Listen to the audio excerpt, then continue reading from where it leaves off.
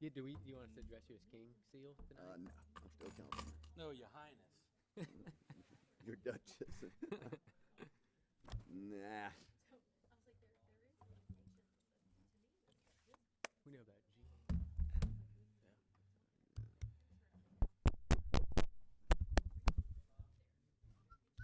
waiting to get Bob hooked up. The neighbors would do it. They would put up 215,000 before the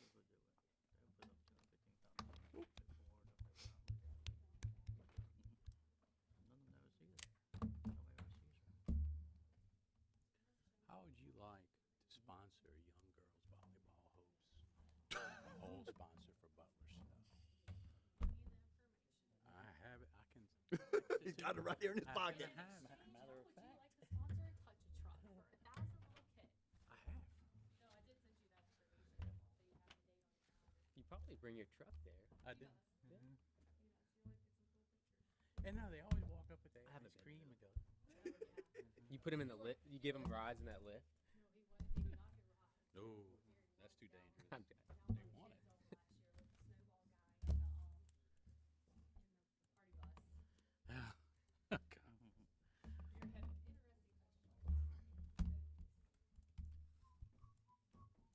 party bus. Okay.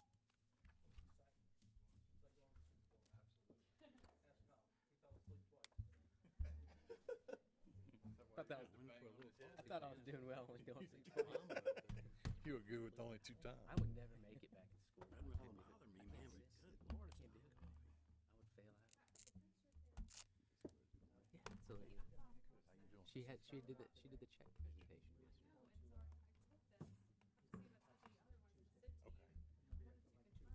Yeah, that's the one.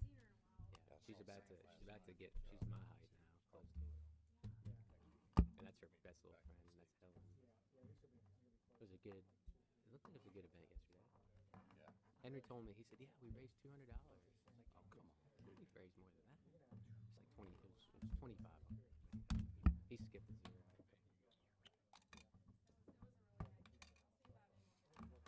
Well, she's excited. She said she got on camera. All right. Well, hopefully they'll get back soon. Nice to meet you. She has her interview tonight. OLA interview, so she's nervous.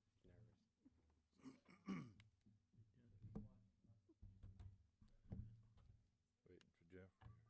Well, they're trying to get Bob set up. That New bridge. first get That's how it is. Okay, cool. Is this how I copy a deal?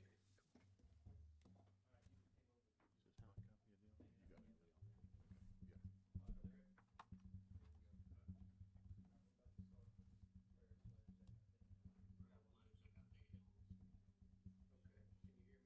We good?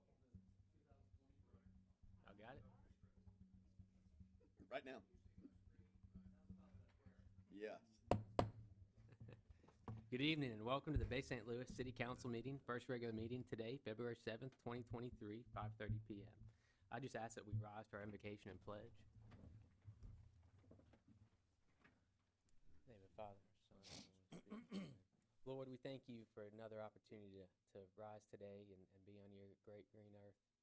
Lord, we ask that you give us your wisdom, your prudence, being examples and role models in not only in the community but for you, Lord. We know there's a lot of folks that have drifted astray. We pray for them. We pray that they find your everlasting peace. And we ask that you give us the strength, the fortitude to proclaim your good word. We know we are just here as an audition, Lord, to finally one day meet you at the gates of heaven. And so we ask that we live life on this earth that gives us the opportunity to do that. We will end with an Our Father. Our Father, Who art in heaven, hallowed be thy name. Thy kingdom come, thy will be done, on earth as it is in heaven. Give us this day our daily bread, and forgive us our trespasses, as we forgive those who trespass against us. And lead us not into temptation, but deliver us from evil. Thine is the kingdom, and the power, and the glory, forever and ever. Amen. pledge allegiance To the flag of the United States of America, and to the republic for which it stands, one nation, under God, indivisible, with liberty and justice for all.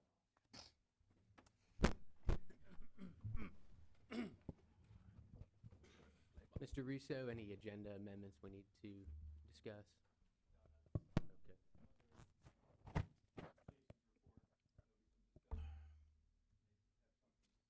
Okay. Okay. Okay, all right. Our next item up on the agenda is our guest portion. Our first guest up is Bob Barber with Orion Planning. I think we've got Bob on Zoom. Everything's good. We see you up there, Bob. Yes, sir. Yes, sir. I can see you. I'm watching. There's a little delay. I'm watching on a second screen your meeting, and it's a pleasure to be with you. You want me to just dive right in? That would be great. Great. Well, council, thank you for the opportunity to serve Bay St. Louis. I'm a partner with Orion Planning and Design, and you all have engaged us to work, update and work on a new comprehensive plan for Bay St. Louis, and we're really, really excited about it. We've done, our group, Orion Planning and Design, has done several projects on the Mississippi Gulf Coast, and Bay St. Louis is a wonderful place, and we look forward to working with you on the project. I know you don't want me to take a long time. My purpose is just to introduce our team briefly. Only I'm on the call, but we have a full team, if my slides will advance, of a number of partners and several employees. We're scattered across the country. I'm in up north in the Memphis area, and then we have others in Montana and over on St. Simons in Georgia, Chattanooga, and then we now have someone working with us that's out in the state of Washington. We do planning all over the country. We concentrate in the southeast and in the Intermountain West. That's where most of the projects are, and we look forward to being back on the coast. I'm hopeful that my slides are advancing, and you're seeing a blue slide of the United States there. There's a little delay on the second screen that I'm looking at. And also teamed with us is Arnett Muldrow, who will serve, Aaron Arnett and Trip Muldrow serve as economists on the project, and they will supplement what we do with market-based research, housing research, and other market elements associated with the plan. Our process, council, is to methodology that we have used successfully in many places, consists of these 5 steps. Hopefully you're seeing 5 steps on your screen, beginning in step 1 with discovery. The first several months of the project will be involved in studying and analyzing Bay St. Louis from a very factual point of view, community dynamics, population, economy. It's all about data collection and analysis, development patterns, development forms, and all of that factual components of what we need to study to produce really well-done planning. The second component in the discovery here in phase 1 will involve an advisory group, which I understand you're in the process of establishing the advisory group. We will use that group to help us frame up and vet certain initial directions of the plan. Now, ultimately, your planning commission and the council itself will have the product, but we'll use that advisory group throughout the process to vet what's happening. In this second step, we'll do a vision and a mission and some intense public engagement. That public engagement will occur through surveys. We'll utilize electronic means for that. We'll have interactive website associated with the project, and then, of course, we'll have on-site public meetings. One of the key elements of this will be planning week. When we get into steps 3 and 4, That's more formulating the actual plan, and then step 4 is developing the implementation program, because all the planning in the world is essentially worthless unless we implement well. We are very, very confident in our process, and we are confident with good, solid engagement, you'll end up with a product that is helpful to the city and very productive in your public investments and also in your private investments and how you seek to develop Bay St. Louis over time. Your tagline is spot on, place a part. It's really such a unique community, and we're quite excited about assisting you in the process. We've already begun some very preliminary activities. We do need the advisory group to those names to come our way. We'll begin bringing them up to speed, and our team will be on the ground. I believe, Mike, correct me if I'm wrong, I think we targeted March the 20th, 2 or 3 days around March the 20th for an initial, what we call a discovery visit, and that's when you'll first see us on site. This is the last slide. The overall process will run, we got it scoped at 12 months. Invariably, the processes will run, sometimes we finish them a little bit early, more often it's 60 days or so you could expect 12 to 14 months. We don't want to rush anything. It is a process. It does take time to do it well, but we also don't want to stretch it out over a long period of time because we lose interest, momentum, and so forth. Kyle, that's what I was going to present to the council, and just again introduce myself and our team virtually, and say hello and tell you that we look forward to getting started in earnest. Mr. Barber, we appreciate that information. I know this is highly anticipated, and we look forward to getting started. And I know you mentioned it, that the key is public engagement, stakeholdership. Can you just briefly explain kind of what on your end, in terms of keeping the public up to date? You'll have a link maybe on our website, or how will the public kind of see the progress of this as we go through the stages? Yes, sir.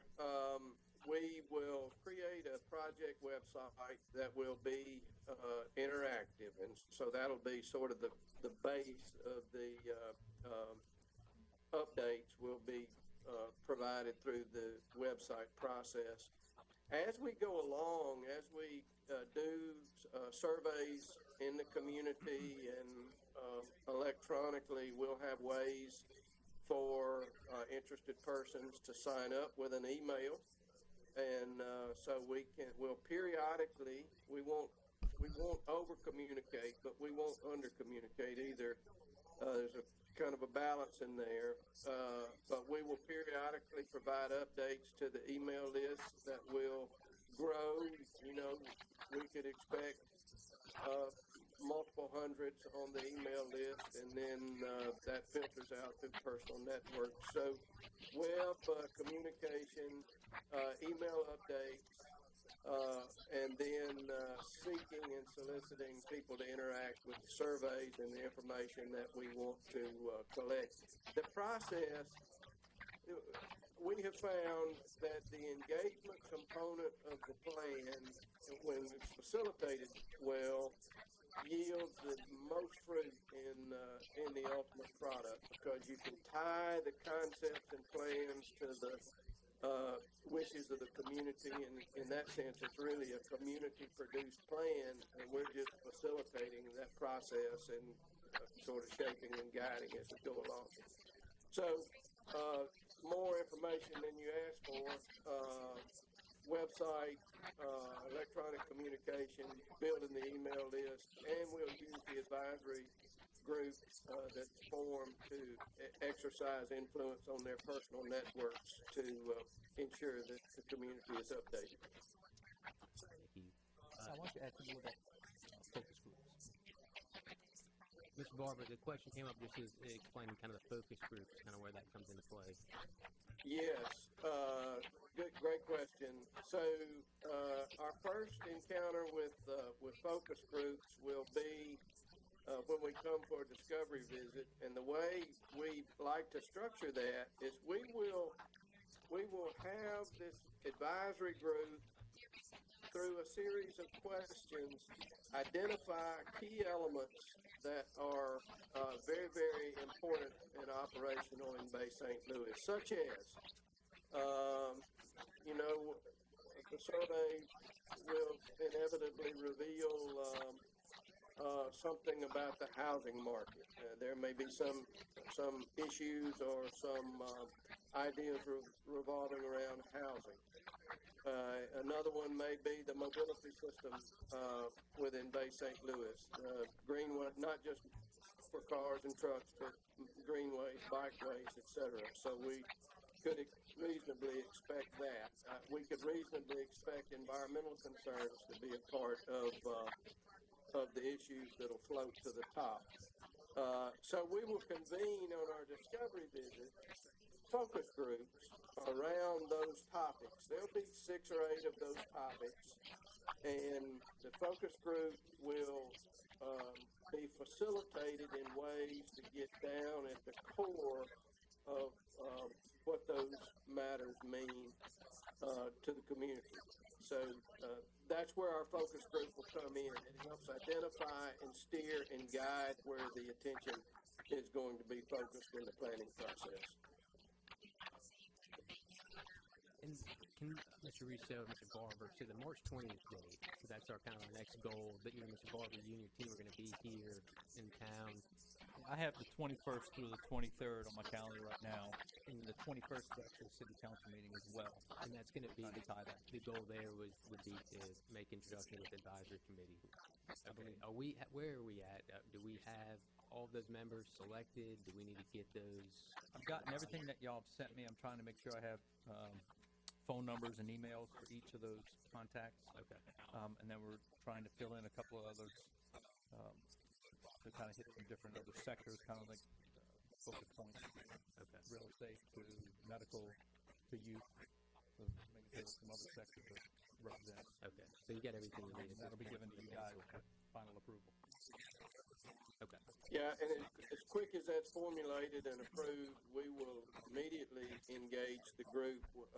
We will have a relationship with that group before we show up on site. We'll do that electronically, virtually, get that survey out. So when we're on the initial discovery visit, we will already be coming with some understanding, at least from that level of kind of the lay of the land.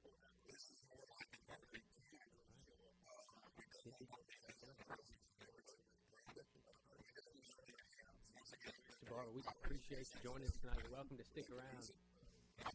And no, thank you. We appreciate it. Look forward to working with you. Thanks so much. Actually, I'll turn the Zoom off, but I will stick around and watch the rest of your meeting, and appreciate the few minutes I've spent with you.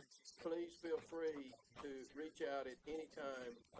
We're very accessible. Mike will have our contact info, and as soon as we get our website up, you'll have all that. So do not hesitate to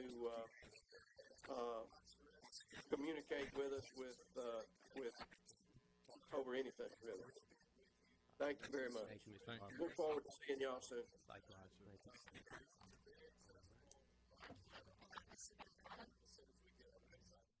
Next guest up, and I apologize if I botched this name, is Sandy Hedges. Is it close? I kind of mumbled that last part. Just all right. Do it. Yes.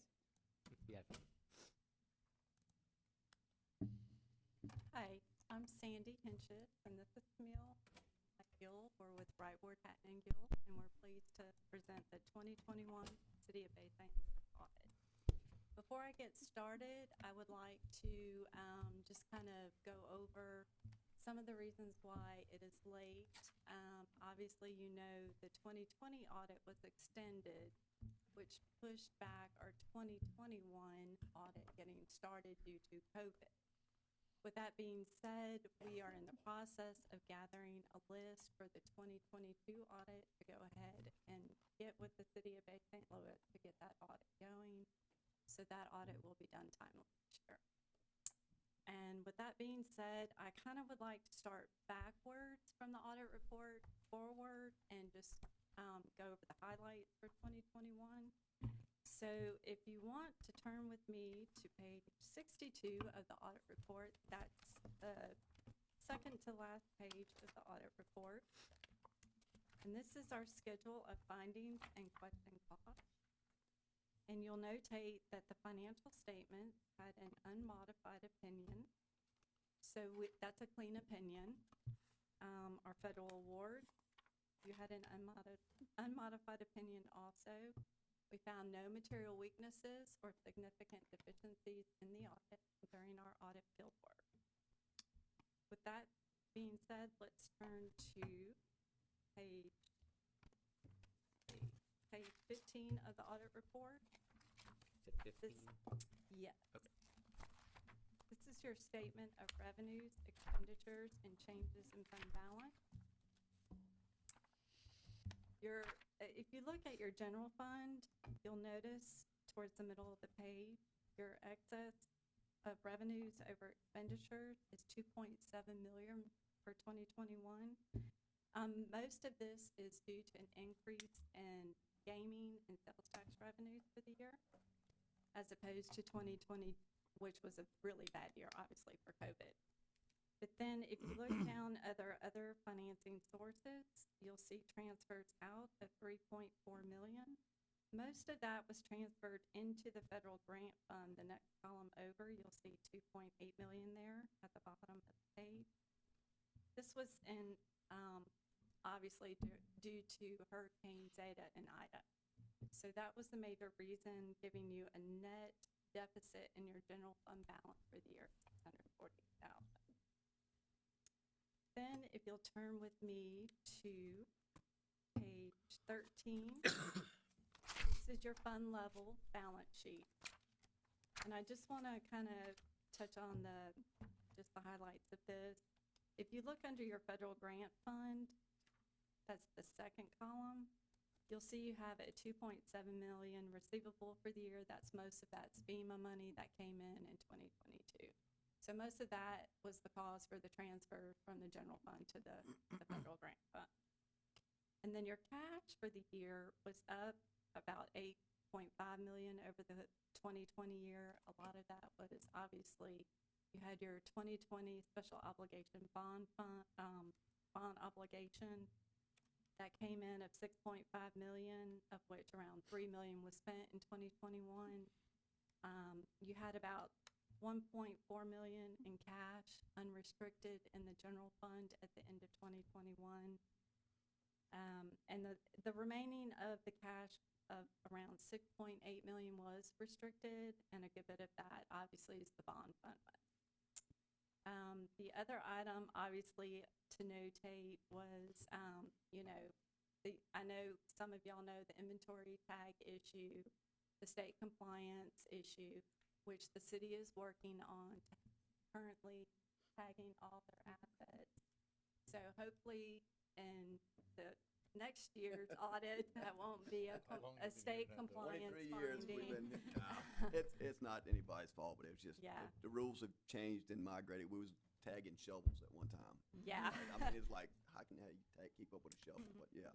But overall, in the governmental activities for the city, the net position increased 3.5 million.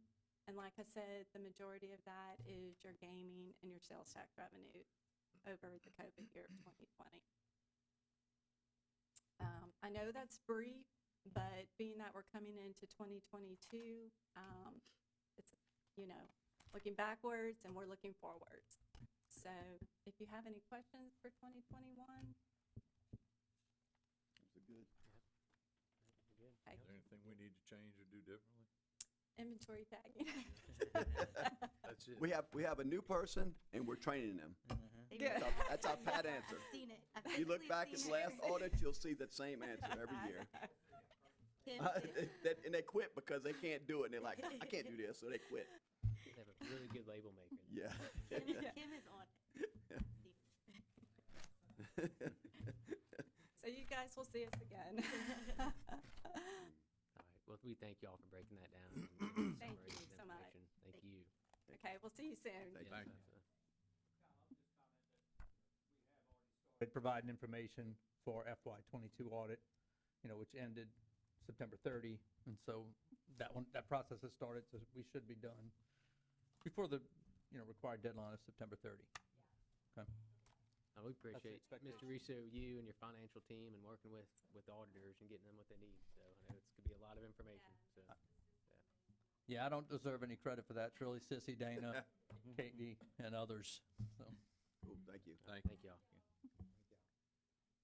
All right, next guest speaker is John James with Hope Haven. So I asked Mr. John to come with Hope Haven as part of the Hope Haven board. We're talking about child abuse prevention and child abuse awareness, which is starting next month is Child Abuse Awareness Month.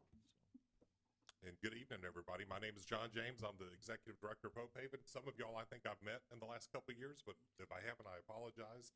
I promise I'm only going to take just a couple minutes of your time. And like Gene said, we really just want to get a date on your calendar so you'll know of some events that are upcoming. April is National Child Abuse Month. And all of the agencies that work to protect children, even including law enforcement and CPS, recognize that month and have events to recognize many different things in our community. In the first weekend of April, starting on actually March 31st, there will be an event that may interest you, and we're going to invite each one of you to come to in Bay St. Louis at the First Baptist Church. The staff there will be, or the staff of the congregation will be preparing a luncheon for about 100 people.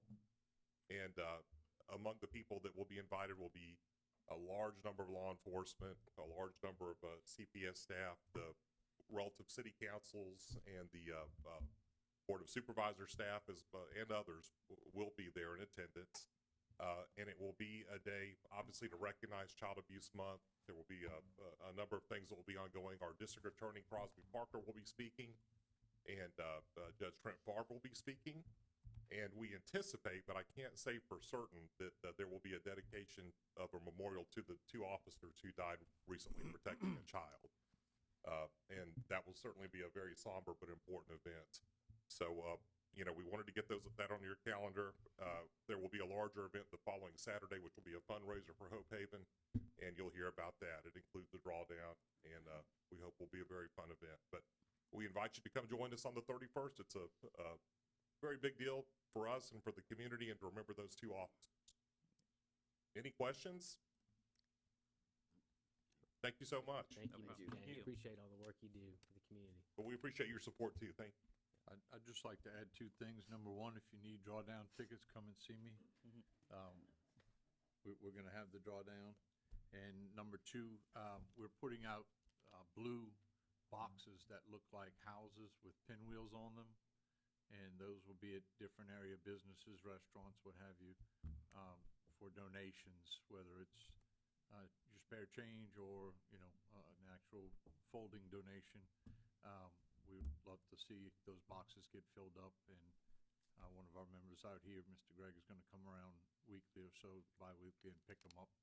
And we hope to do well with that fundraiser as well and raise awareness of the child abuse and what Hope Haven does in this community, Hancock County, Bay Waveland area, Diamond Head included. So that's if you wouldn't mind, John, just give a little brief about the pinwheels and what we're doing Sure. with that as well. One of something that the Children Advocacy Centers do every year is to place pinwheels in really to recognize the victims of abuse. And so starting in April, you're going to notice a lot of pinwheels in front of the courthouse and probably in different places around the community. And that is really to recognize the victims of child abuse. We have about 145 pinwheels which will represent each child that has had a forensic interview, a sexual abuse victim that's had an interview in our office.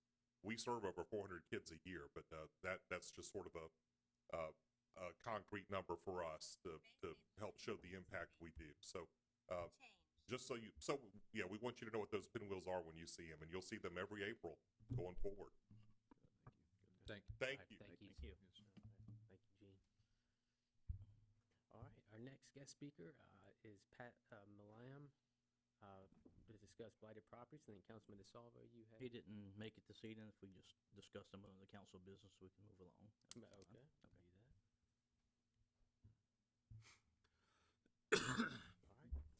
Next item up on the agenda is going to be the planning and zoning section. So the first item up is the motion to follow planning and zoning's recommendation and deny the application for special subdivision plat approval and variance to the zoning ordinance submitted by Kirk Ladner requesting to subdivide a parcel into 2 new parcels of land and the variances to parcel 1 and 2 as presented located at 423 Ballantyne Street, parcel 137J-0-44-267.000. Original motion to approve application by P&Z failed for lack of votes. Is the applicant here tonight to field any questions from the council? If you want to approach.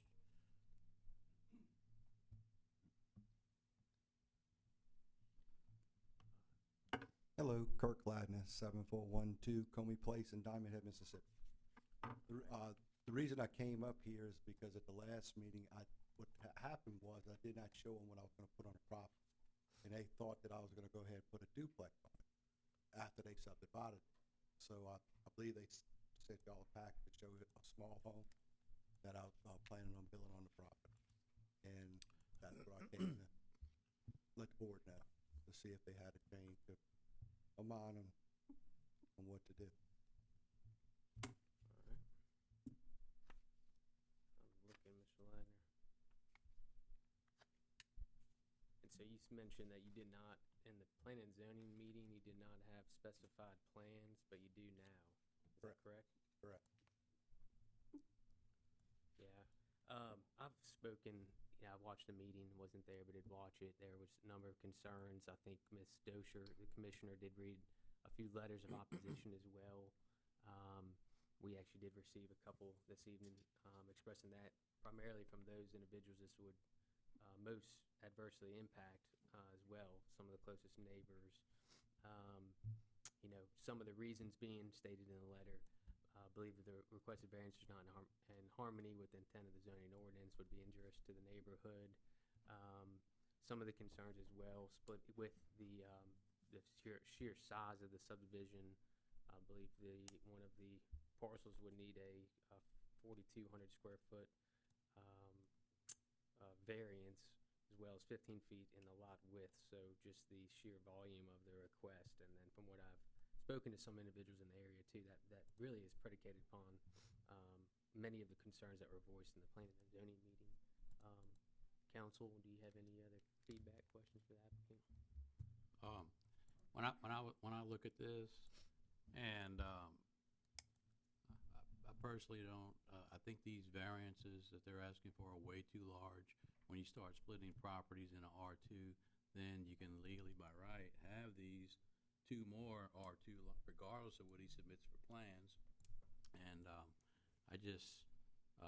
he should have, I would have recommended that Mr. Ladner come in and ask for a zoning change to R1, which fits the neighborhood. And like I said, there's just too many R2 properties that are being split with huge variances like this. We're trying to get away from it.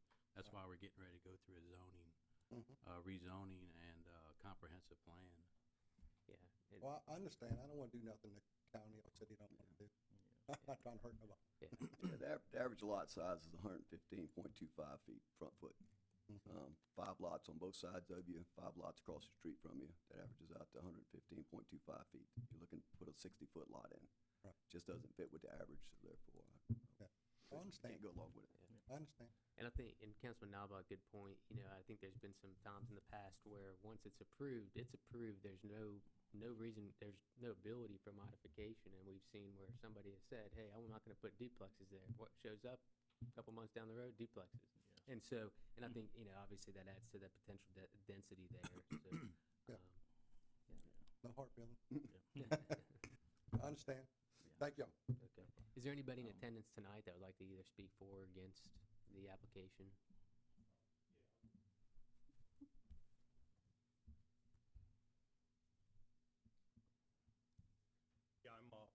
Greg Martell. I live at 424 Valentine. I just wanted to say that I think planning and zoning did the right thing on this decision. I think the requested variances just go way beyond, you know, what is the intent of city planning. So that's about all I have. All right, thank you, Ms. Martell. So, Mr. President, I have a question. So they didn't even pass this, it wasn't even denied or passed? So I was under the impression it denied 3-2. Is that not correct?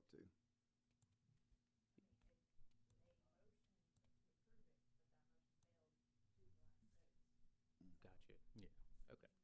So So motion the failed. motion, yeah, done by Motion therefore. failed. Okay. Motion back to deny. Yeah, normally they should come back with a motion to deny.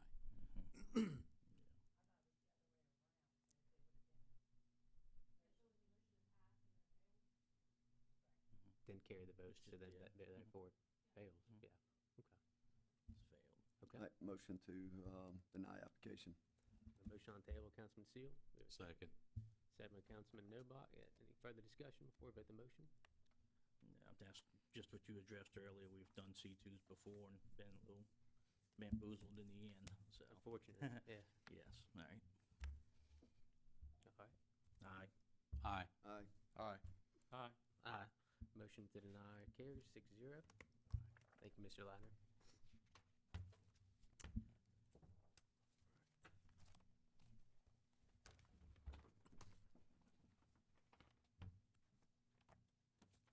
Next item up, motion to follow planning and zoning's recommendation and approve the application for a special exception submitted by Clementine Williams, requesting a special exception to construct a detached accessory dwelling in the rear of the property located at 526 Easterbrook Street, parcel 137H-0-45-132.000.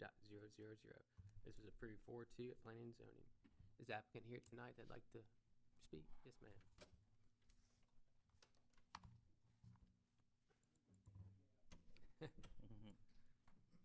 Take your time.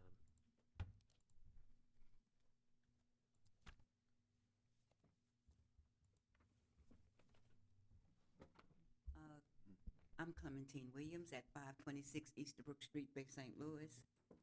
And what I was requesting was a little dwelling behind my house for my sister. She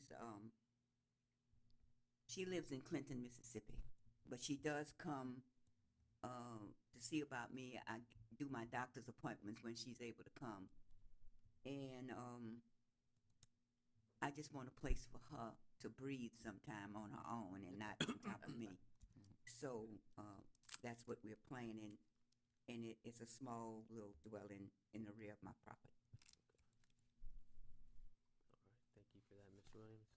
And I know it was brought up in planning and zoning, and I think there was maybe a recommendation just in terms of a modification to it, but obviously that wasn't what's at stake here. You know, I can appreciate some suggestions, but it's a pretty large piece of property. It's over 15,000 square feet per ordinance. Accessory detached dwelling unit may be placed on legal recorded lot of land of 15,000 feet in size or larger. It's 15,754. It's going to be 496 square feet. Yep. 496. Yeah, the tax, I looked at that, I calculated, but the legal parcel shows it 15,754.51. No. Oh, it's just on the It's a square footage of structure. the lot. Yeah, the little Yeah. dwelling. Yeah, yeah.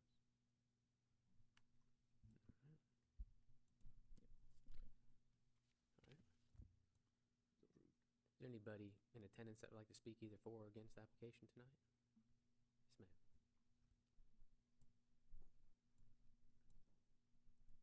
Good evening. Hi, my name is Diane Frederick, 515 Easterbrook Street. And on behalf of me, and I wish the rest were here, we approve it. So we're all good in the neighborhood. She's like a mom to us guys. And we call her place the bungalow. Ever since Katrina, that is a place where we all meet her family meet, and she welcomes all of us in the neighborhood, and I am for it. So if the board will approve it, please. Thank you, Ms. Frederick. And so this is solely a special exception to construct a detached accessory dwelling. There's no other variances that would be needed during construction of this. No. It's you're within the setbacks with the neighbors. Okay. What's the pleasure of the council? I make a motion that we approve, Planning and Zoning's recommendation. All right, a motion by Councilman Knobloch, second by Councilman Seal. Any discussion before we vote the motion? All right, vote the motion. Aye. Aye. Aye. Aye. Aye. Motion carries 6-0. All right, thank y'all for being here tonight. Thank you Thank very you much. very All right.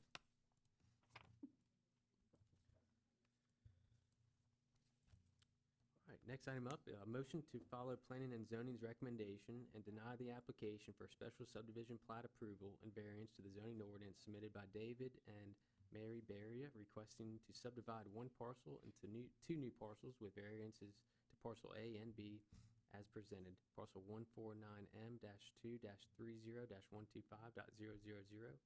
This was denied 6-0 at Planning and Zoning. We have the applicant here tonight that would like to present. Mr. Lewis, I have to recuse myself from this. All right, let the record reflect, Mr. Hoffman accused himself, 611. Can I get Ms. Clementine to come stand with me?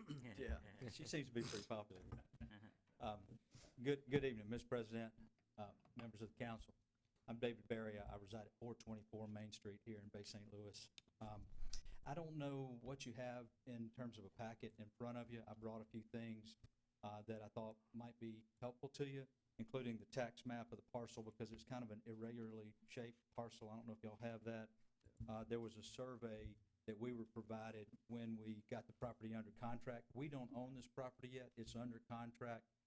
We are set to buy it from Mr. Birch, and Mr. Birch is having some difficulty, as I understand it, trying to get clear title. So he's, I think, in court trying to get that handled. But in the meantime, he's given us authorization to go ahead and make this application.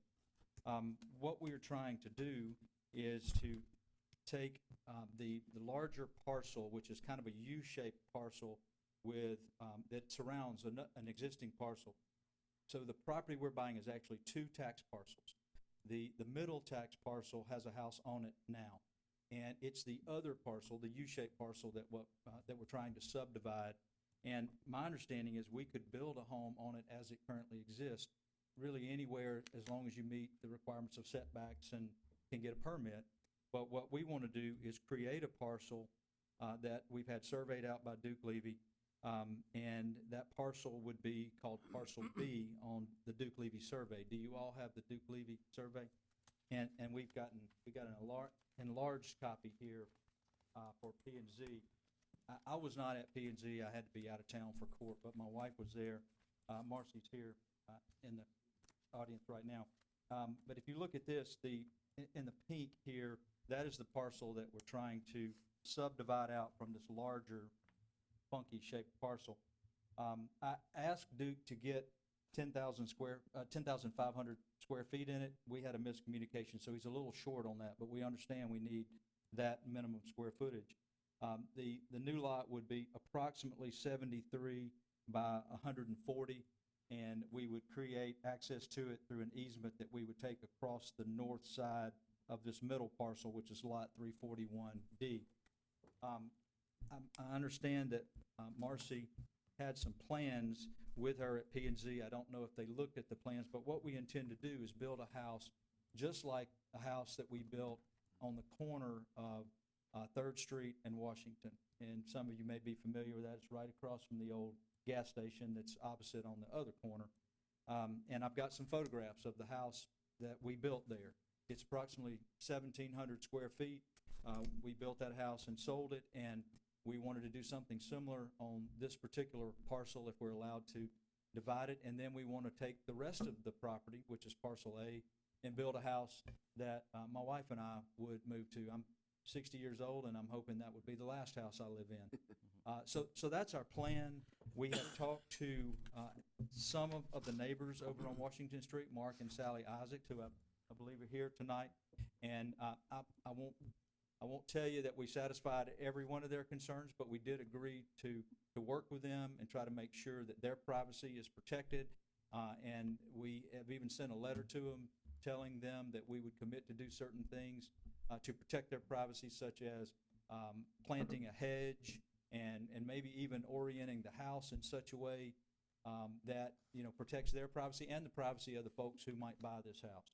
So that's what we're asking to do. The variance, I believe, the variance request would be a variance as to road frontage, and then there's a subdivision application as well. And I'll be happy to answer any questions that anybody has, if I can answer them. If I can't, my wife probably can't. So just a quick question. So Mr. Berry, on that, on the piece next to the house, so that would be, you would be placing, the plan would be to place a house, eliminate that part of it so you kind of have the L shape then, right? Yeah, sure. So this is the parcel as it currently is. Right.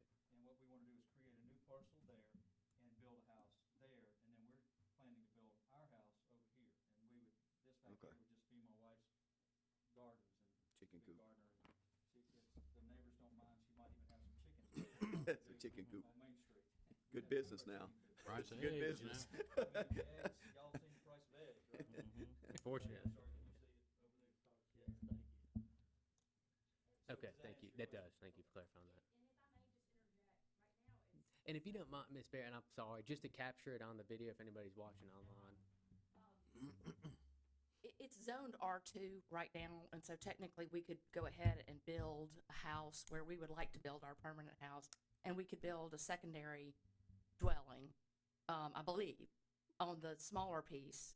So basically, we could basically build what we're asking to build right now without subdivision. And so as far as density goes, density would be the same whether we build our home in a secondary dwelling, or we subdivide. So I just wanted to make that. I don't think you can build a second house on there. You can't have an accessory structure. If it's R2? No, I mean, it's because it's only one building that has 2 units in it. Okay, I got you. All right. Well, then we could build some type of duplex situation, which would result in the same number of traffic and all that kind of thing. Just wanted to point that out.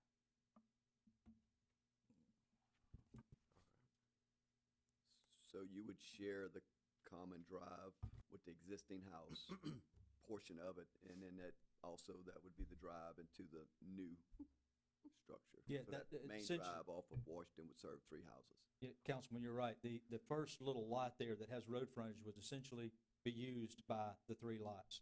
Everybody would use that first part, and then it would turn to the right as you're coming in and service the existing house and the new house that would be built. And there's plenty of room there. I don't know if the measurements are on the survey, but I believe that Duke surveyed out a 20-foot easement. There's currently a 10-foot easement, and that's adequate across that part that has the road frontage. So we would be doubling that easement, and there's still room, plenty of room between that easement and the existing house, where there's a big concrete pad and there are a couple of small buildings that are currently situated there. So there's a lot of room there on that north side of the existing house.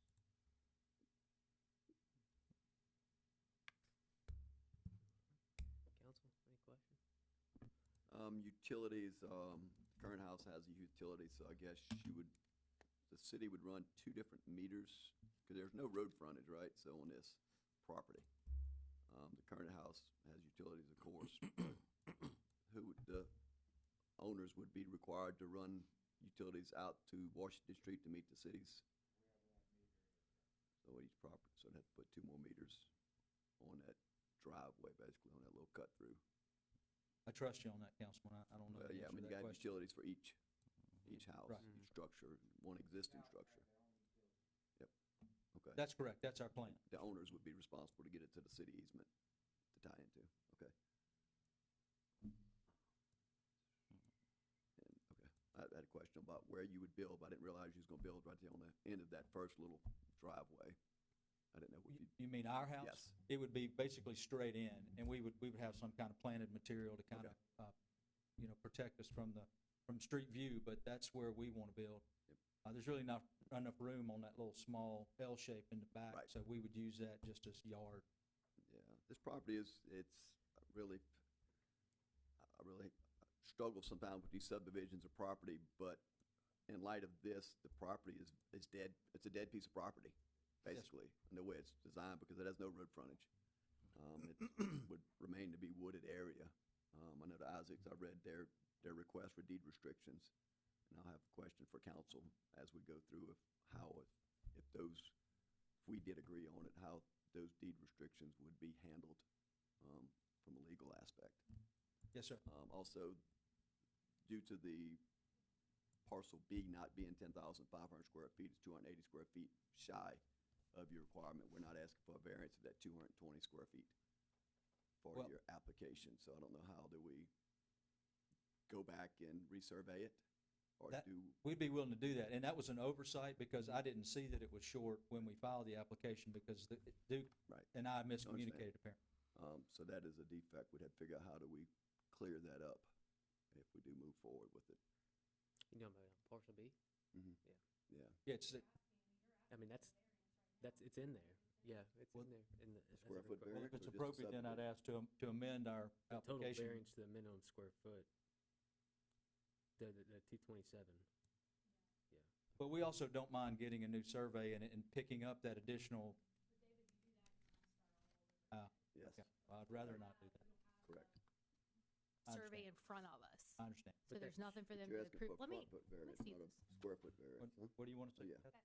Yep, Yeah. you're right. Yeah. Yeah, I just misread that. So I think that's addressed in the. Yes, it is. Yeah. I just misread that.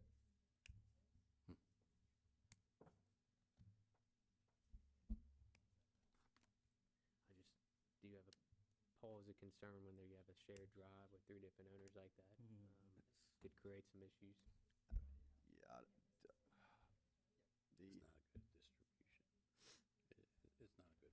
It's not a good plan. Okay, at this time, I'll ask if there's anybody in attendance that would like to either speak for or against tonight. Yes, sir. Well, it's gonna cause future issues. Any other questions? Not at this moment. Okay, thank you. Thank you.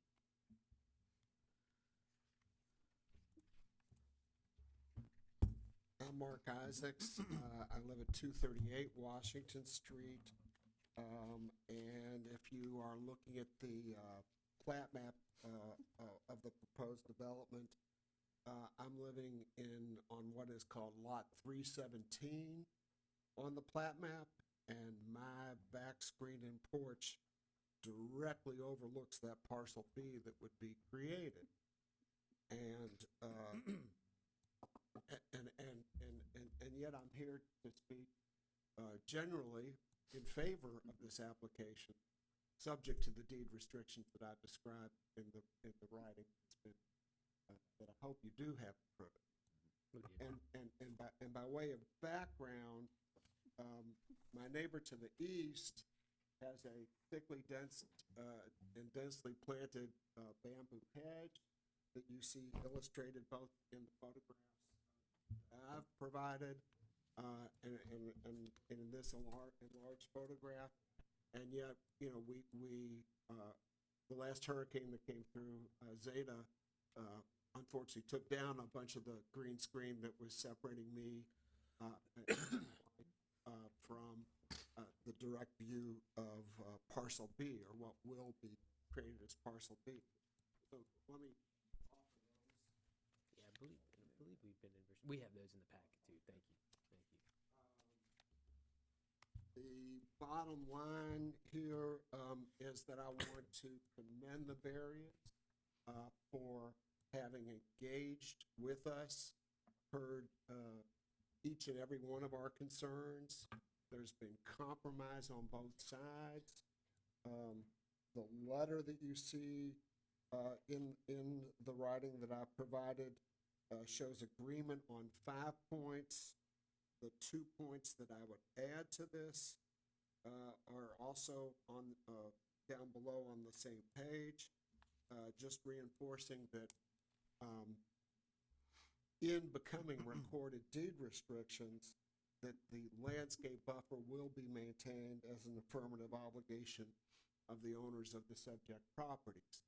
And where I'm coming from is not having any doubt about what the barriers will do. It's just ensuring the concern for future owners, and deed restrictions indeed are an appropriate way to do that. And then even though your regulations indicate that there is no right to further subdivision of the subject properties, in my experience working in a planning commission, that was standard language that we always had in the deed restrictions that were recorded, and I'm comfortable with if council feels the time to record those deed restrictions is before the granting of a certificate of occupancy. And if your ordinance reflects that, and hopefully that provides the kind of flexibility that the areas can live with, I think we have a happy deal and we can be good neighbors. With that, I will either take your questions or get the heck out of it. Thank you, sir.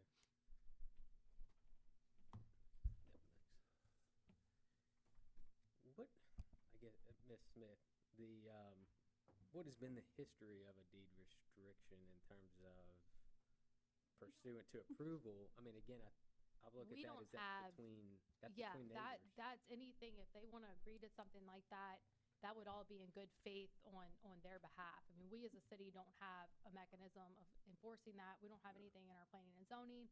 The only suggestion that it's too late for this one, but if something happened, they move forward, if they wanted to put some sort of covenants on the property or something like that they submit at the time of application, you know, there's that, even though the city does not enforce that, that would be enforced judicially if they wanted to enforce it. But, you know, other than just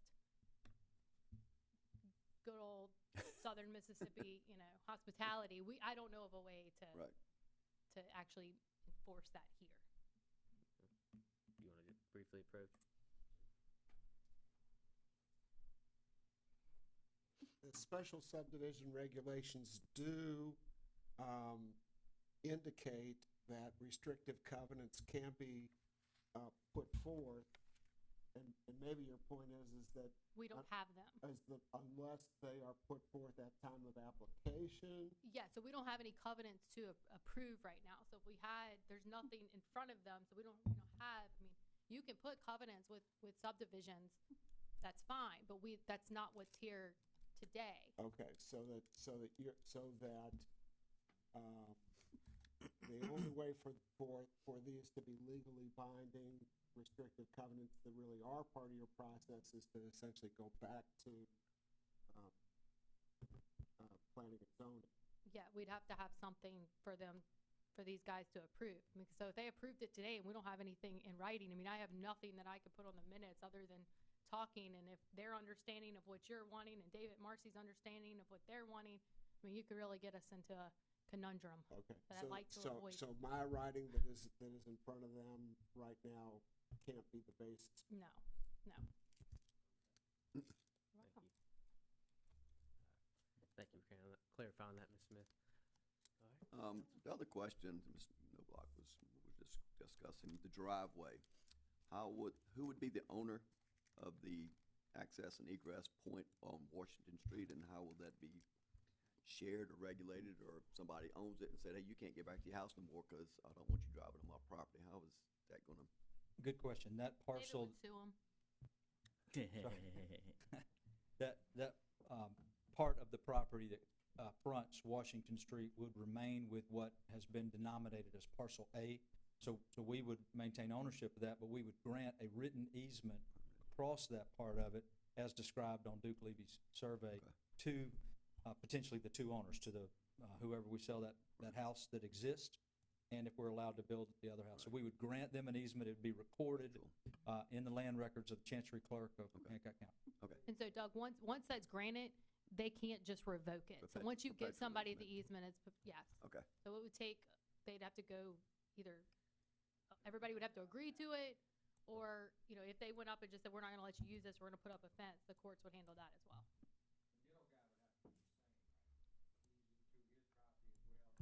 Well, I think Mayor David, you'd be buying all of this, right? That's So- correct. So right now, it's hard to visualize because it's all owned by separate But yeah, David and Marcy would be buying the entire parcel. That house So in the middle. before they would give the easements.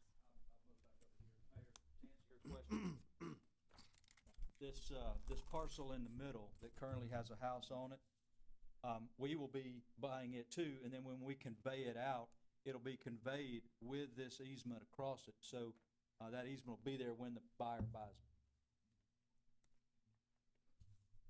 It's sealed, did I answer you? Yes, sir. Thank you. I just want to make sure we got a record. There's gonna be 3 structures on Your that property. perpetual easement. That would be if we're successful here, then yes, there would be 3 structures total on these 2 existing tax parcels. And it's, I don't know what the total square footage is, but it's about 1 3/4 acres total land. All right. But the one parcel that currently has the house on, y'all aren't touching. That's not in front of here today. That's staying exactly as is, except for an easement going across to grant access, correct? That is correct. Okay, just wanna make sure I was following that. That's correct. Thank you. Thank you. Is there anybody else in attendance that would like to speak? I mean, usually I don't like subdivisions, small subdivisions like this, but, to me, that property is basically landlocked. I mean, it just has that front easement on Washington Street, and, it's usable property. Otherwise, without a subdivision of this property, no more structures could be built on it. There could be one structure. One more Instead of- structure. Yeah, instead Right. of 2. Well, yes. So that would be the only question about is, do you allow the subdivision of that parcel B? And parcel A would remain, the parcel for the barriers house. With the, perpetual easement, that would take care of the access and egress on Washington Street. The only thing that the Isaacs would probably, I don't know how y'all would feel about your letter, right? How do y'all really, because we can't regulate requiring them, part of our motion to require them to do anything, sounds like, because we have nothing legally in front of us to decide your letter. It was never voted on through planning and zoning, so it's not part of the record. So if it's approved, then, moving forward, how do you work it out? I guess would be my biggest question.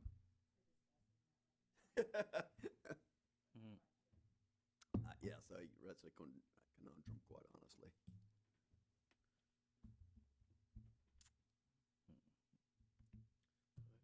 This time, we entertain a motion?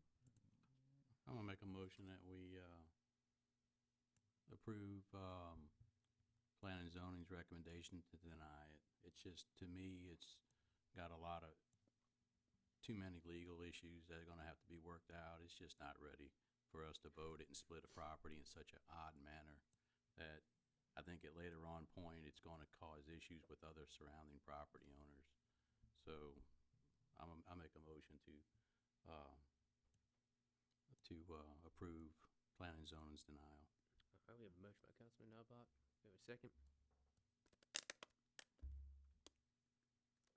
Second. Second by Councilman Salvo. Any further discussion about the motion? Just that. I'm afraid the Isaacs may be on the fence about their letter, since it's not enforceable. Maybe if they just resubmit it with the letter, it might make them feel better, maybe they not. But, I just think it's gonna be tough to put 3, it's a big piece of parcel. I actually drove there and looked at it, and it's a big piece of property. I think come back with the 10,500 square foot, maybe the Isaac's satisfied with everything in writing when we approve it. And I think it might be a different vote for me, but at this time, I'm in favor to follow P&Z's recommendation to deny it.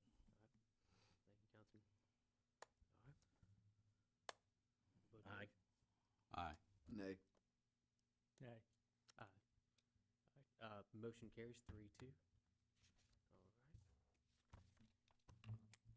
Next item up is motion to follow planning and zoning's recommendation and approve the application for major site plan review for a mini storage warehouse submitted by Emo Square located at 298 Highway 90, parcel 149D-3-29. Sorry, Mr. Hall. -003.000. This was approved 6-0 at planning and zoning. Right, if the applicant's here tonight. Oh, yeah, just let the record reflect, Councilman Hoffman has re-entered the room.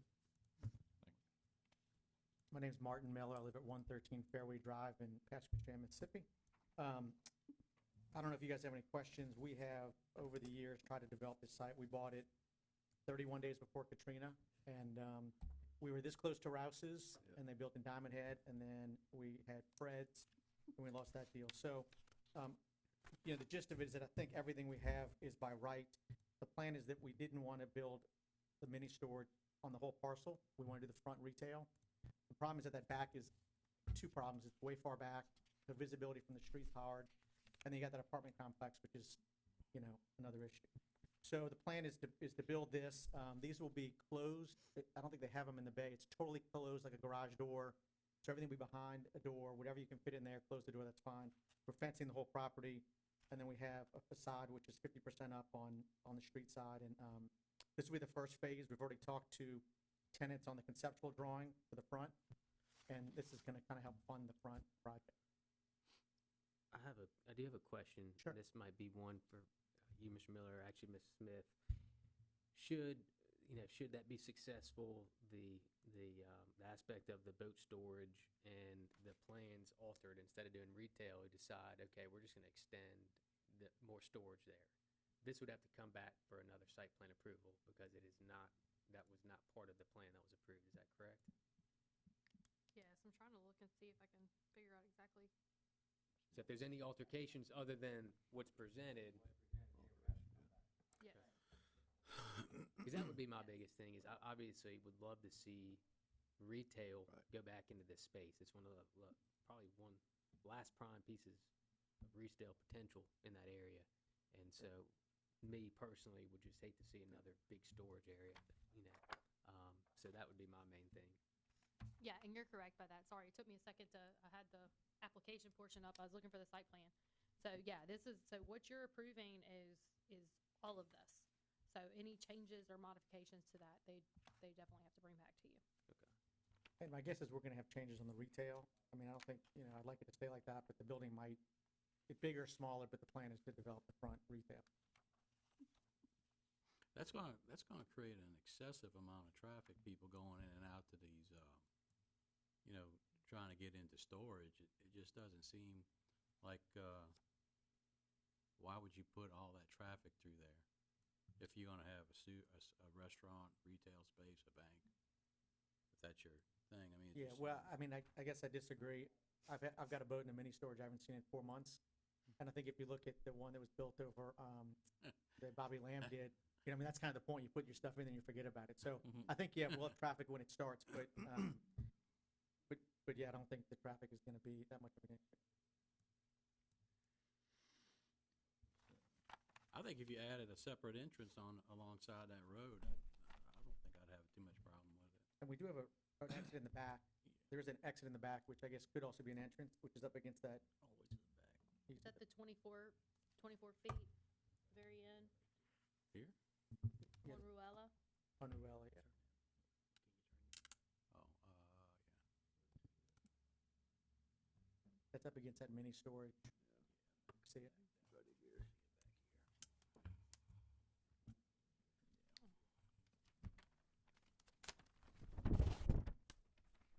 Here's a big one if anybody needs it. Mr. Miller, can you talk a little bit about what your proposal and what's indicated here in terms of the paving?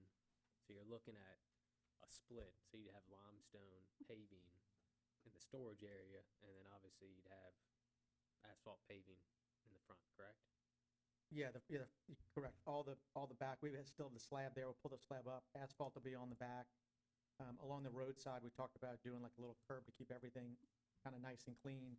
And then even on the exit, we have that pad that keeps all the concrete or all the limestone within the property. And the front will be either asphalt or concrete as a development. And is that a cost? It's a cost issue and just water runoff. Correct. Permeability as well. And you know, one of the issues is that if you go to Florida in August and you look at these asphalt lots and these big boats, I mean, some of these are 50-foot units, so it just beats up that asphalt. With the water runoff off. I like the permeability of it. Yeah. Can you talk to us a little bit about the green space that would be? I know, I know some of this is hidden because it goes behind Ruella, but can you tell me a little bit, I don't see anything on here. Yeah, I mean, I guess we didn't do a plan for the front green space, but that's where we were told we had to have all the, trees. There's one oak tree already existing, which is behind the 50-foot units. I think. So, yeah, we do it on the front.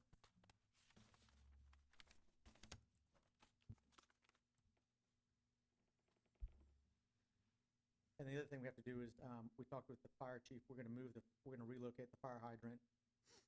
Initially, we weren't gonna put a fence on Ruella, we are, and so we told him that we would put an extension inside the property at his request, which I think it says on here, relocate, they're not gonna relocate, we're just gonna add an additional fire hydrant inside the fence. And how many total buildings are we looking at? I think it's 88. 8? Well, I mean, it's 88 units, but it's Seven buildings? 7 buildings, correct. Because again, we kept under our square footage for him.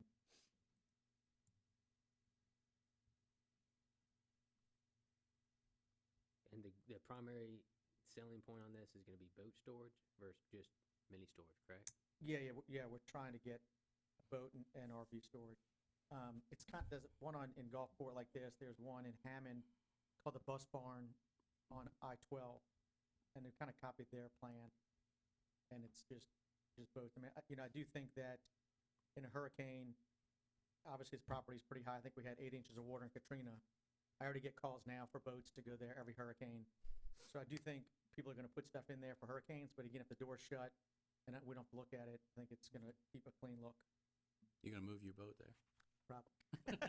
But where it is now, yes.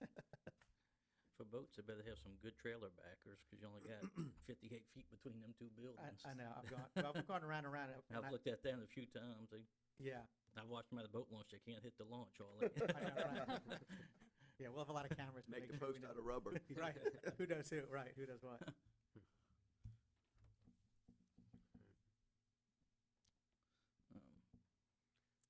Okay, council has any other question? Entertain a motion. Make a motion to approve the application. Motion by Councilman Hoffman. Second. Second by Councilman Seal. Any discussion before the motion? Aye. Aye. Aye. Aye. Aye. Aye. Motion carries 6-0. All right, thank you, sir. All right, that wraps up our planning and zoning portion. Next item up is the mayor's report. Unless there's, I don't believe I got anything. yeah, okay. I'm good. Move quick. Yeah. Move on. All right, give him a chance. All right, next item up, Thank you. council business. Mr. Pat didn't make it, but he had a concern on the house on Manhattan, and working with the mayor and PT and Riso and hopefully Ms. Smith, we can try to find a resolve to the problem. It's ugly, it's blighted, but it's something, we just gotta figure out the right way to address it. Even with all the rules and laws, but people don't have the ability or the means, what do we do, you know? But it will be addressed, and some action will be taken. He just wants an update and to stay in the loop on the progress of it. So that's the main thing he was Yeah, wanting to. the hard part on it is the lady still lives in it, Wow. you know, so to condemn it, it's really not, it needs some tender loving care, and just, siding's missing and this and that, and it just, from the storm and all, so. Is it all the property around it too that needs to be, or it's just? No, it's by itself. One of the problems is the property for sale next door is for sale for almost $500,000, and it's hard to sell it when they So from across the street from it. from a property maintenance standpoint, there's numerous violations. Yes. Yes. Okay, so I mean, And Yeah, I mean, that's the way to go, right? Just to figure out if it's not, if she's living in it, then can it be blighted? But it could be, I mean, ugly's not a reason, but I know Yeah, and property some- maintenance There's code, really that's not- there's, why we, you can declare it blight, but there's not much you can do, even if you went that avenue. So you declare it blight, what are we gonna do? right. I mean, Yeah, we that's what I'm can't saying. go, So you know, fortunately, property put maintenance inside codes will people's help address yeah. issues. So that's the idea would be to get it into the court systems. Um, I mean, are there any kind of resources available in terms of just being able to donate the time and There, fixing some Well, of that up? that's what I asked. there is. And that's what I think our code enforcement is putting together now, is because this is one of those situations that even if you go through the court, She lives there. So. They're not gonna do she anything. doesn't have any money. Well, they Right. can. I mean, they can do. They I mean, can the court do can whatever. fine you, but we, Well, they can order you. They Right. can fine you. They can Right. do. I mean, but if But you you don't can't have do any it, then means to Doesn't do it, change. right, it don't so matter. this is a situation that it's something that needs to be fixed. And so the best situation is to figure out how we fix the problem. Right. And so that's to look at what we have in our community and try to present this lady with options, or man, I'm not actually sure, but with options to, you know, this is how you can get your property fixed. So it's an odd one. It's not, you know, what we're Yeah. accustomed to.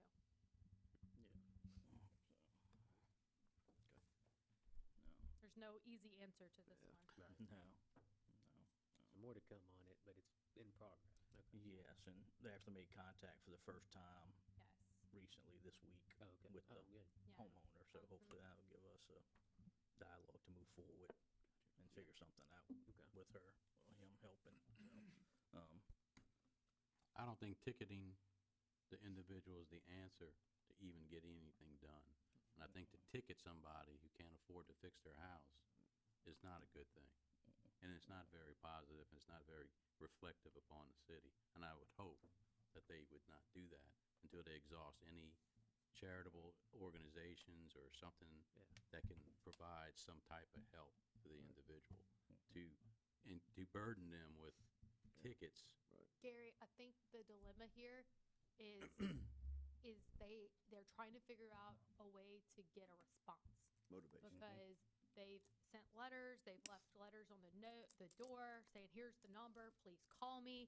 I mean, we can go get this woman a new house donated, but if she's not gonna allow our house, I mean, so we can only present the resources that are available if she communicates with us, and That's been the difficult that's point. been the with it. problem. Well, is like I said, getting we've been her trying to get an attention. easement to dig a ditch over there by the post office and see how that goes. Like I said, Yeah. ticketing somebody because they don't have the money to fix their house is not a crime. No, at the same time, we And still if they wanna sell the house Yeah. for a lot of money, like you're indicating, then the person who owns that house next door might wanna make an offer to her that she can't refuse. she ain't responded to none of them neither. Yeah, I mean, so that's, It's been this is effort a very unique situation The that community's willing to put money that- up to help her. it's getting a response. And Because- sometimes, yes, I agree with you. Yeah. In normal practices, we don't want to just go ticket everybody. That's not going to help us. But if summoning her to court is the only way to get her a response, I don't know what else to do, because that's the only mechanism that we have would be to cite her, because you say it's not a crime, but it actually is. I mean, yeah, is it a crime like, you know, what we think of as crimes? It's not, but it's a violation of your ordinance. I wouldn't which is- recommend it, that's just my view on it. No, That's not the route we want to Yeah, go. no, We not at hope all. she would Not at all. take There's some been assistance. But there's some contact that's been made, so that's. Finally, Yeah, yes. okay. Because we still have to, no matter how unheartedly it sounds, we still have to protect the quality of life of everybody else that lives in the neighborhood that are doing the right thing, or investing money in the neighborhood, Right. or maintaining their properties. They still have a right to a quality of life that, even though this personal circumstances may be this, Right. we still gotta look at the bigger picture and say, all right, we'll assist you and help you, but you gotta be willing to take it. If not, Yeah. we might have to take another avenue to get it. Yeah, you know, that's all I'm saying, is that, so, Gotcha, okay. all right, thank you. Thank you. I'm good. Councilor Knobloch? Man, I've been so busy. Mike, I want to kind of bring up that meeting we had today, about the water and wastewater and stuff like that. Obviously, and a lot of people don't understand. I know Mr. Lewis was there, you were there, Josh was there, Mike was there. So are we doing all these things that they're talking about, analysis, what piqued my interest was that, are we a member of that organization? They'll come in and tell you how much your water costs per thousand. And I would like to see us do that, because I don't think we've ever got an accurate assessment of what actually water's costing us per 1,000 gallons, other than just, but they come in and they do the whole thing for you, and he's looking for something to do. Ronnie's been in contact with them, through this. Matter of fact, he was in the office not too long ago. And he's wanting to put some of this together along with some other things as well. I was telling Kyle, they talked about the hookups and everything and all, $750 for connections and this and that and all. Ronnie's gonna have a proposal for that. Hopefully we have it all put together for next meeting where we make sure we're collecting what we need to collect. Yeah, I know how to do that. I mean, Yeah. I'm just talking water in general. How much does 1,000 gallons actually cost? Yeah, he's looking at City? bringing them in and they can run it for us and I'll get them the information and they can, look at When it. y'all see. plan on talking? I don't know, I'll get with him and see. Okay, cool. That's what I'd like to see. That'd be the biggest thing for us Ronnie and I to know. discussed that again today when Okay. after it was over. I think that would be very positive. And probably a rate analysis too. That's exactly what it Yeah, is. they'll do both. Whole thing, One of the things interesting was that, I guess that minimum, should cover this. Don't count on the overage, but you do have to count on the overage for something. It can't be just all lanyard, because that would raise the minimum up to, I don't know what it would be if you're trying to use the minimum on water to pay for everything and not count the overage. You take 3,500 households, take the total cost and 3,500, whatever that number is we serve, and that, so it is something to look at and all, and hopefully they can come in and get us some information on it. And last thing that I have is, how are we doing on delinquent accounts? Do we have a lot out there we haven't received? Nope, I think Linda sends that out every month, and all, no. I mean, they've been doing good, so I mean, I haven't. Yeah, it's very low, very low. Usually by the end of the month after cutoffs and everything, most of them come back in and all and do it. Do we have a good bit, some of that's probably attributed to the automatic draft. I mean, do you have a lot of the customers that have signed? No, up it's for that? just that they're on top of it. They make their phone calls as reminders, the day before maybe, I think it is, before they do, and if not, then they cut them off. Gotcha. I just didn't know what the percentage was who does that automatic, but, so that was. Diamond Head don't even send you that. They just cut it off. Linda does very well on a reminder call. And and I think some of it's generated automatically to them. But she'll, if not, she'll call and say, remind them. What, Mayor, and I guess that was a pre and post question. I may or may not have gotten that right on that one. But what is the delinquency when so obviously we notice if it's getting to the point of cutoff, but what is that state? What is that? Is it 30 Your days? bill is due on the 15th of this month. If it's not paid up by the next billing cycle, it's turned off. 30, okay. So you have the 30 days in between to pay it. Gotcha. I think the late fee is a $10 late fee flat, not a percentage. I Just think we 10, used to be a percentage at one time, and I think it was 3% maybe. Doug, you remember? Something like it's like 3% of $27, $30, which was nothing, and that's where we're running into a lot of problems. Then $10 now, people look at it maybe a little more and try to get their bills paid. That's good. It's not an issue though. But, all right. Let's see. Councilman Nava, you have anything more? I think I'm done. Okay. Good. Councilman Hoffman. Any progress on the signs and speed bumps for school areas? Signs, they should be working on them, speed bumps. I'm not sure if that guy come back to do his patchwork and all. I'll check with Ronnie in the morning. All right, that's it. Councilman Zimmerman. I'm good. Good. I'm good as well. I got one other thing. All right. What you got? I noticed that they fixed the sidewalk in front of the engineer's house. It's a long time coming. It looks good, huh? Yeah, but I'm on the other side. I don't. But it looked good. It really looks nice. Collaborated. Yeah, we got, I guess it was last week. Mm-hmm. Yeah, they keep hitting that thing.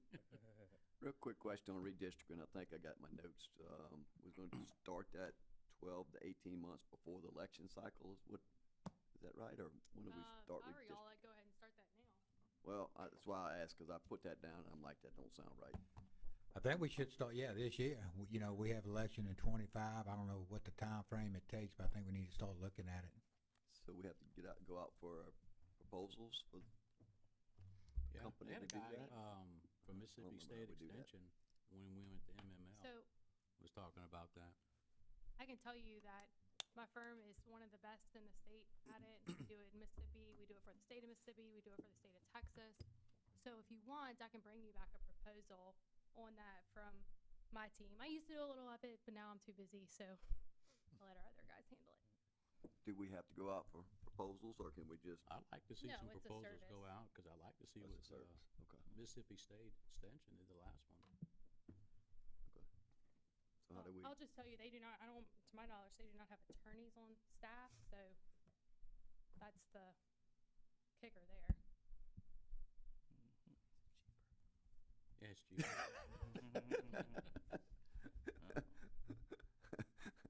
Do we have any numbers yet to look at? Well, what's the cost looking at?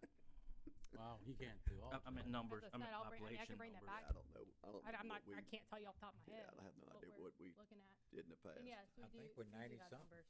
We got census numbers that we Mhm. can look at the wards and. Yeah. I'm trying to think what we budgeted. What do we? I know it's a budget item that we. I don't remember what it was. What's that moment? It was, I don't remember. I don't remember what it is. I pulled this price before, probably a year or so ago, so that might be where that budget number came from. I don't remember what it is. 25,000 or something. Ms. Smith, is there somebody? I thought that was what SMPDD From the firm that would be did. able to kind of speak to So, I guess we got multiple questions going on here. Job? SMPDD, we have partnered with them with some clients. Y'all wouldn't need to unless you just, for some reason, wanted to. You can also partner with Gulf Regional Planning and you can pay them. However, we also have in-house mapping, so you don't have to use that. We have a guy on staff to do that. As far as, yeah, you can have somebody down or I'm willing to talk redistricting any time or any Yeah, questions. just a broad overview of the process and kind of what, I know there were some. 125. Oh, no, never mind. That's comprehensive plan. Yeah, I was about to say, I know it wasn't that much. I was getting ready to say. So Kyle, it's all about a balance and you're looking at numbers and ratios and you're literally sitting at maps and drawing in neighborhoods to make sure that all of your areas are proportionate. And because, so you used to have to go to the Department of Justice, you don't have to do that anymore. So a lot of people are just taking this as almost like a checkbox of, oh, we don't, we're good. We don't have to go to the DOJ. Well, the issue that you have with that is the DOJ was your protection.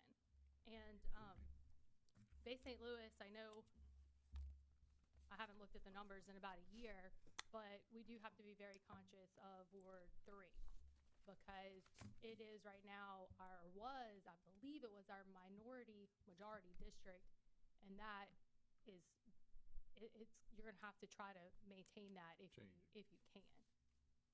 And that's gonna be your area that's probably the biggest focus of what you can do to try to maintain that or get as close as you possibly can. Okay, yeah. The notes we had from the budget, redistricting expenses planned for fiscal year 24, not fiscal year 23. It's still 2 years before next election cycle. Estimate is $30,000. Yeah. We don't have anything in the budget for this year. Right. So we'd have to amend it. I mean, Yeah, and that if sounds we about decide right. to do it. I mean, y'all know too, I always work with you guys, so if it's one of those things that if we do it, if you need it half billed now, half billed then, or if you wanted to get it started knowing that we needed to send the bill next budget cycle, I mean, y'all know I'm always willing to work with y'all on whatever we need to do there. That's not a big deal. But I do encourage you to do it because a lot of cities will be waiting and you want to try to get this done now instead of putting yourself in a time crunch when you're not competing with other people, but then again you are, because I know we were slammed getting things done for county.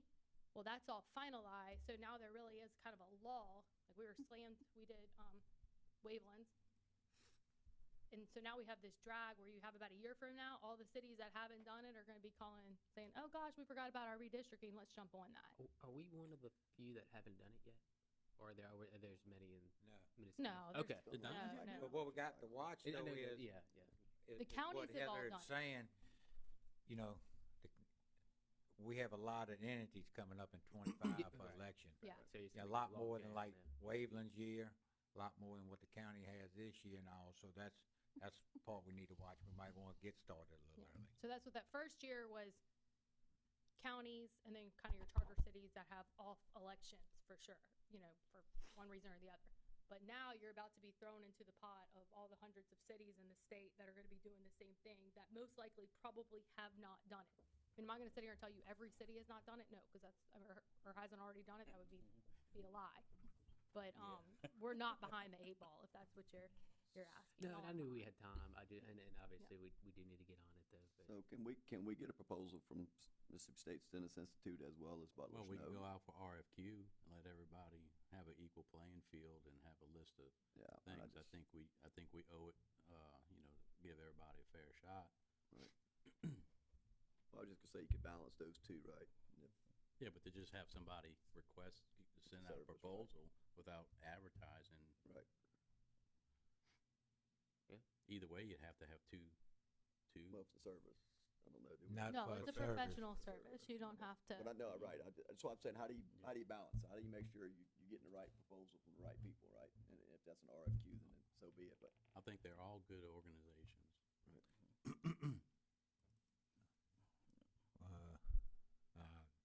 I won't answer that one. So how do we? I think you got professionals that do it, and you got some that's not professionals that do it. I'll leave it I'm like not that. aware of those who you're talking about. So what's the process of getting RFQ and advertise it just to get it out in the paper to get proposals, right? I would think that you probably have a handful of companies or firms, let's call it, entities that do this work, that we could probably send some type of a letter to or an email to requesting that type of proposal from each with their qualifications, without trying to do a whole advertising in the paper That's fine. process. But I think you can target 4 or 5, Right, yeah, I you mean. know, that are out there that we've identified, heard just tonight, and kind of, Yeah. I think that would satisfy what I'm hearing from council. Right. Yeah. Let's see what they You know, got. some options. Have we ever got a good, handbook we paid for and all? Has that ever been? I mean, I know we didn't have to see it, y'all approve it as administration, but On that now. I've picked that up, yes. I'm working on that. we paid it about 2 years ago to get, Oh, they Them- delivered it. to do it. They haven't done theirs. I didn't know what was going on. It's a got it. cluster. Yeah. They did not deliver a, No, it was a cluster. No, we're- Okay, that's, And that's what I'm I know going we to. never I've seen picked it. it up with Heather Yeah. and working with her human resource specialist trying to to, keep moving that ball. all right. Okay. All right, so Mr. Russo, you'll pick up that and solicit some companies to come in and talk to us, or firms? Yeah, I can request, I can email, you know, basically, I've heard 3 or 4 names for, you know, already tonight, and request either kind of a qualifications as well as a proposals. We have some cost estimates. Right, yeah, let's do that, then we Yeah, can 'cause we got a At that point, y'all do can our look due at diligence. pros and cons of each. Yeah, we got a budget. Yep, okay, cool, thank you. Good discussion. All right. All right, anything else? Mr. President. I asked the question, so that's why I said. We'll good move to public discussion. forum. Caitlin, do we have anybody that signed up? No. No. Anybody that'd like to speak tonight? Not looking at you, Michelle. All right. All right, project updates, Mr. Kenichi.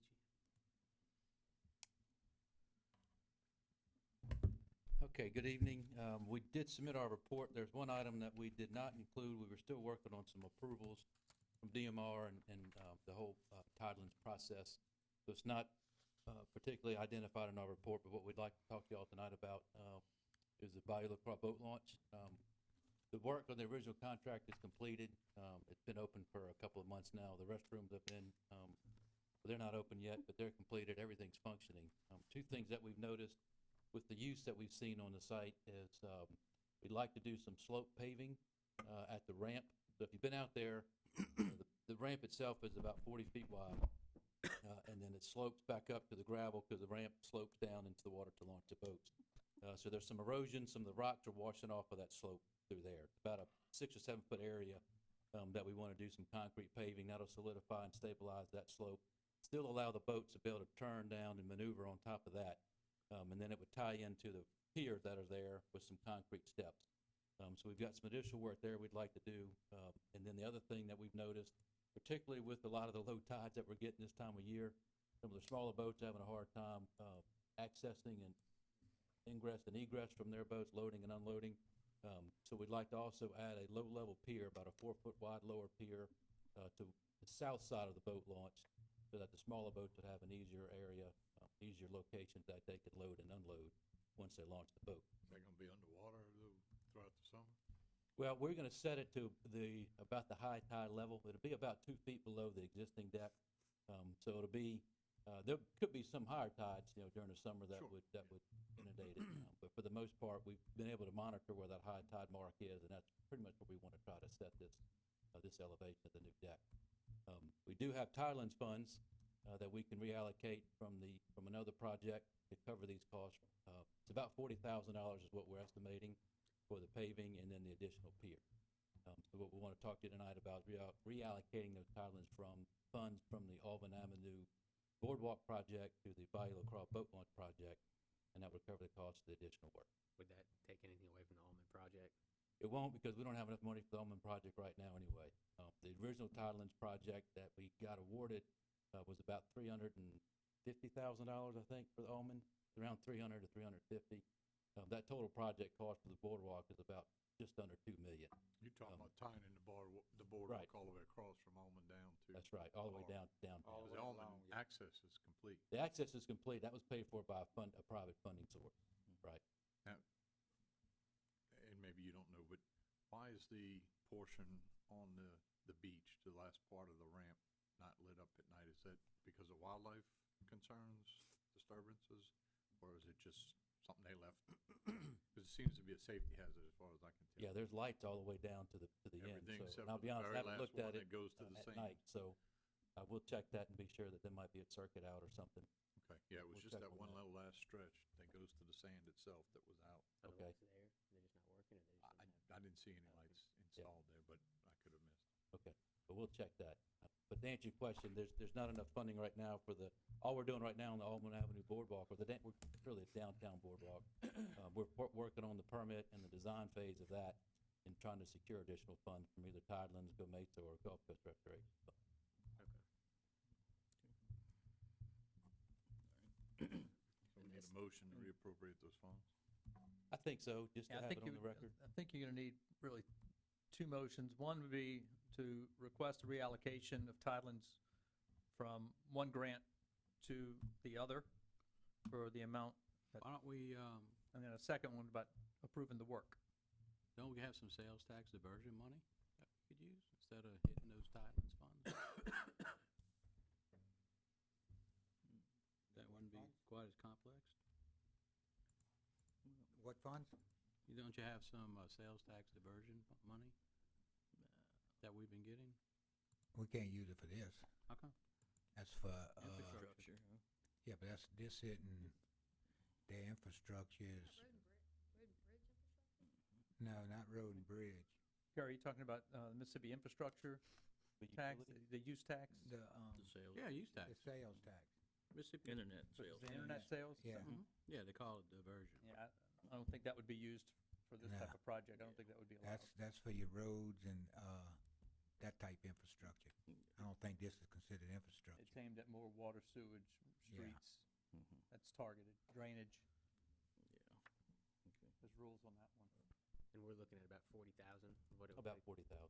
And we'll have time to recoup through years to build up to the money we need to get the. We Right, never get yeah. enough Tidelands. This is last year's money that we're using, you know, That sounds like a good project. I'm okay with it. talk to Brent A lot of and people Philip use and they okay with it, and they'll get with, For us, it's The basically, general.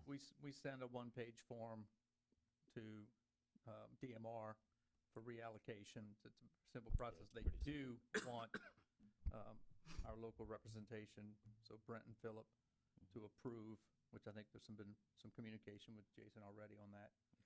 So it's really, I mean, once that's done, it's It's a simple And process. just the Mississippi Infrastructure Modernization Act is all funds have to be spent on repair, maintenance, or reconstruction of roads, streets, bridges, water, and sewer. The tax funds cannot be used for new construction.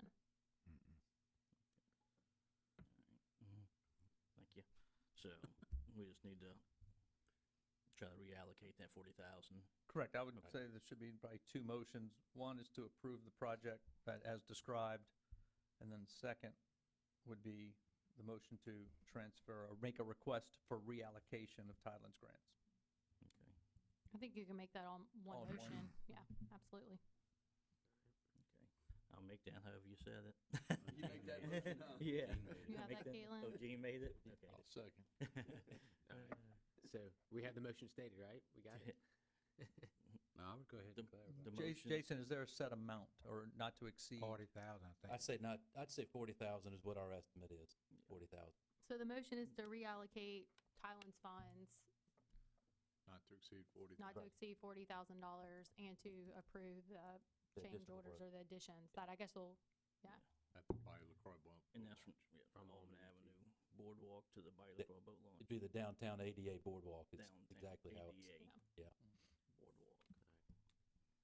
Okay, so we have a motion by Councilman DeSalvo, second by Councilman Hoffman.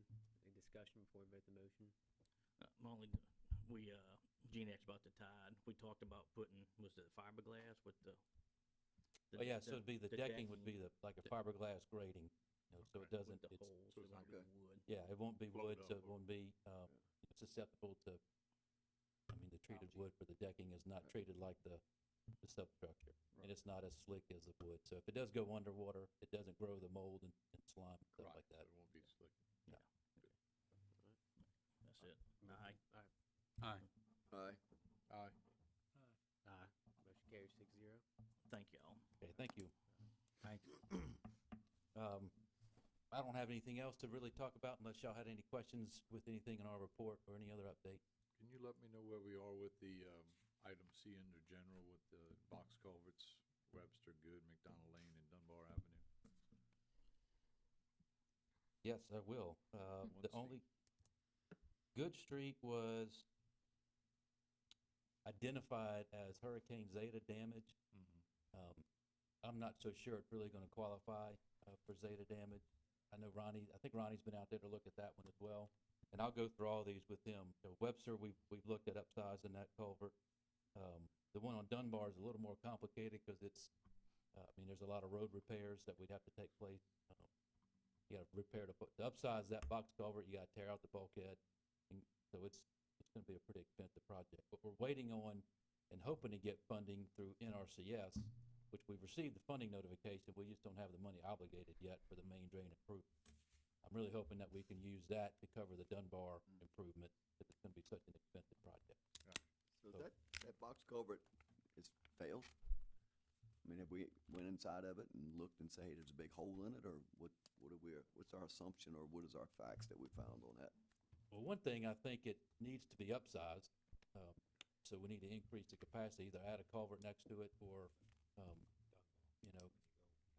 a round culvert, circular pipe, or another box culvert. There's obviously something going on because we've got settlement, we've got lost material on each side of the shoulder of the road. And if we ain't got a little pirogue and went in the bottom in there and looked and see what's going on? We haven't. I mean, we're assuming it's something terrible. I mean, it might be a freaking hole. We can dig a top of it and patch it and, fill it up with dirt and move It on. needs I to be mean, investigated, but it needs to be investigated nobody's before done we it yet. spend $1 million to repair it, because it could be something we could fix, right? Right. I mean, I think we can look at that, but I also think though, if we can get the funds to increase, add another one there, Well, yeah. increase or whatever. it's twofold thing, right? It's not Yeah. the water getting out fast, because when you got a storm, it's the water coming in faster, right? So I don't think, When you look back quite in honestly, Highland, there's been a couple times, right, Esplanade, where we put that 7-foot, 8-foot pipe in. right, I've seen it come across the road there right. because it can't get out. Well, it can't get out because it can't get out. But I've seen it where it's It's low the enough yacht too, club, to where yeah. we, Yeah. Highland is backing Even when the up, tide's not affecting it, and we still. can't get backs out up. because, not because of tide, just because of the flow. Right. So I do think it's something Okay. that Because we had we increased Highland, right, yeah, we added to Highland. Both the Highland Highland and Esplanade, Increased both of them. Esplanade, Right. and this here is still smaller than what we have coming through there, in Dunbar. Okay, yeah, because we had two small round culverts there, and we put that big-ass box culvert, and it seemed to have helped tremendously. And again, when you get a tide, Dunbar? you're not moving anywhere, so. At Dunbar, Doug? Mhm. Yeah. Yeah, we had two small round culverts there for 20 years, and it worked. I mean, it's still backed up, but we probably increased twice the size of area with Yeah. draining, but Probably, or at least. you can't, I mean, if the Magnolia Branch is flooded, water ain't going nowhere. But yeah, I'd just like to see take a look at Rogan, walk in there and find out what's going on. We might be able to get them to dig it right on the edge of it. Yeah, again, I don't, Buyer Drive says, CEI contract's been approved by MDOT. Final version will be submitted to the city for approval. What is that? So the CNI contract is, it's the construction, engineering, and inspection, it's the construction phase services. MDOT is wanting to bid both Buyer Drive and Washington together. Okay. So we've got, I believe we've submitted all the information to MDOT regarding the Washington Street construction schedule. Okay. They asked for some construction duration days, and I need to get that to them. Okay. But once that's approved, then we can bid both of those Okay. together. And we'll have both CNI contracts to the board for y'all to approve as well. And the ADA transition study, PE contract has been submitted to the city for approval. What's that That- ADA is around Park downtown, or is that parks? It's throughout the whole city. So that is actually on the consent agenda tonight. It K. was- Okay, K, okay. that's right, K on the consent agenda. There's a grant that we received from Gulf Region Planning Commission. It's about a $50,000 study. What we look at is all the city-owned facilities. We check the slopes of the ramps, handrails, door sizes, landing sizes, all that kind of stuff, see if we have any issues, any deficiencies. Cool. And then we put together a plan, submit that to the federal folks, to try to secure money to make any improvements. 10-4. This is it. Jason, on the number 25, the Depot District parking improvements. So the addressing recent comments. So where are we at in that? We have received, the only two comments, I think we've addressed those, were to add some additional handicap parking on the north side of Blaze Avenue near the depot. So we've got that site plan updated. The next thing, what we're doing now is working on a cost estimate. For that, all the paving that we have in item 28A is working on a cost estimate for those. And then the community center is another kind of a separate project, because that involves some drainage and sidewalk modifications, but we're working on cost estimates for all that. Cool. On St. John and Estabrook drainage, so we're almost completed with that. We are. We're waiting on AT&T to move their lines off of a pole that's right in the middle of the ditch by the apartments. Mississippi Power's already set the new pole, so as soon as AT&T moves their line, Mississippi Power will come pull that pole out, and we can install about a 10-foot section of culvert, grade that down, slope it from this driveway, and then we'll be finished with that. And the water's flowing well across Highway 90 and what? Yeah, I think it's flowing well. There's some areas that are holding the water in between the ditches and in between some of the culverts, so we're checking all the grades on that. I haven't seen any standing water on the roads or anything in the on the streets. Not or like it used the to properties, flood right, those right. buildings. I've never seen it, and I've been looking at it very closely during rainy events. Some of it is just so flat the way we have to run it, but we did increase the size of the ditches, so it is able to hold some more water. But hopefully we'll get the AT&T out of the way next couple of weeks, and then we can do a final closeout contract. And on that Sienna Lane drainage improvement, so when do y'all expect that to start? Because there's still a lot of trees and stuff back there. I'm thinking probably within about 2 months. We've got to submit for a permit since we're going to be working in the marsh area. So all the topo surveys completed, and we should have the permit application ready to submit within And a the couple of county's weeks. gonna pony up some funding for this? Yeah, I think to they help? committed to 50% of the funding. Okay. Yeah. 603 turn-in lane. I see you had a meeting January 26th. Yeah, we had a kickoff meeting for that one. And what we're doing, we added a couple of locations to it. We revised the cost estimate with some current costs. I think we were around $1 million. Double. Yeah. We've got about 500,000. We're around $1 million with those 10 or 12 turn sites. I don't really remember how many. So what we're gonna do is split them up. I think Mike had asked us to split them up into different phases. We've got two options, you know, we can ask Gulf Region for some additional funds, and see what they say about that, or we can bid the project in phases and identify which ones are really more critical and hit those first. So we plan on asking for some additional money for that. And at our kind of meeting that we had with MDOT, they had already received kind of some sketches that y'all had put together, provided feedback, so the distance, how long things are, how wide things are, if there's some drainage, removing a couple of driveways that were, That's part of what the away. increase in cost, with the taper length, they wanted, I think, 150 feet instead of 75 feet, so, and we had to go back and make some adjustments based off of their comments. We'll just have to see budget-wise if. And I think we need to look at this and, you know, we're doing their job for them, for MDOT. You know, and again, we talked about this before about at least not, even though we're doing it, but don't make us match the money. Right. You know, hadn't gotten far yet, but hopefully we can get some help out of Jackson, maybe to push this through. But Yeah, we've requested that it be 100% this is funded. their- Safety project, they can Right. do 100% Yeah, funded. this is so. their problem, and we're trying to fix it with you. I don't care who fixes it, but I don't think we should be penalized for it and everything. basically, we shouldn't have a local match Right. Good point. on a $1 million project. Right. That's about Yeah, 200 especially grand at that cost. local. Yeah, and it's a safety hazard. I mean, Definitely. It is. Mhm. It's meant, you you know, really, and at the interstate up there is even worse. You Mhm. know, the way it's configured and no off ramps there, you know, coming to all four corners. You know, you don't have turning lanes and all to get on and off the interstate. Nope. And that's where most of our wrecks happen in that area up there. So I did ask Jason if we could look at it basically south of Bayou LaCroix, which is turning into the subdivision, so a lot of residential traffic, and then looking at a kind of a phase two north of going towards the interstate from the bayou, and seeing, you know, how does that look financially if we're constrained to a $500,000 grant? Can we get the residential side done and then maybe move? But also looking to say, is, you know, can we get MDOT to step up and do it at 100%? yeah.